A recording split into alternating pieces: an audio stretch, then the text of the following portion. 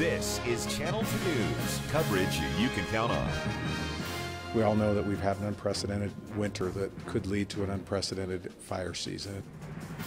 Could this fire season be one for the record book? State agencies say they are preparing for the worst. Fire Watch tops Channel 2 News at 5 o'clock. The governor's relaying important information that he gathered from fire experts about the conditions we are facing this fire season. Good evening, I'm Kristen Remington. And I'm Landon Miller. Thank you for joining us tonight. Tonight we begin with Fire Watch team coverage. Jamie Hayes is live in Pleasant Valley with a look at how first responders are training to safely evacuate horses during a fire. That's right, but let's start with Ryan Canada live here in the studio after attending today's meeting with the governor. Ryan, should we expect a lot of activity this year?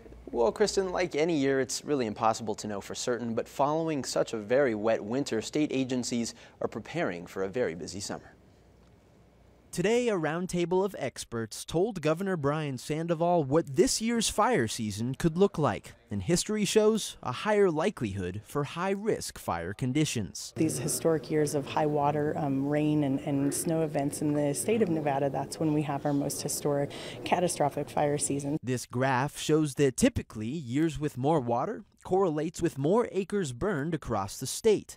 The National Weather Service says it's because there's more natural fuels to burn. One thing with grass fires is they tend to be dominant by wind, and they can get very big very quickly. The good news is because soils and fuels across the state are still moist, the highest risk for fires shouldn't come until July. Obviously, the snowpack is going to hold things back a little bit and slow the fire season down a little bit. And a delayed fire season would also mean more time for our agencies to prepare and train. I need to know if there are any deficiencies in terms of equipment or personnel or training. We actually even have more assets now that we never had before. And the governor isn't just talking about boots on the ground. He says the latest technology should help our firefighters respond to fires faster than ever. Cameras up in the mountains to make sure that they can detect fires immediately. So those are all game changers for us in terms of early detection, and if there is a major fire, getting it put out.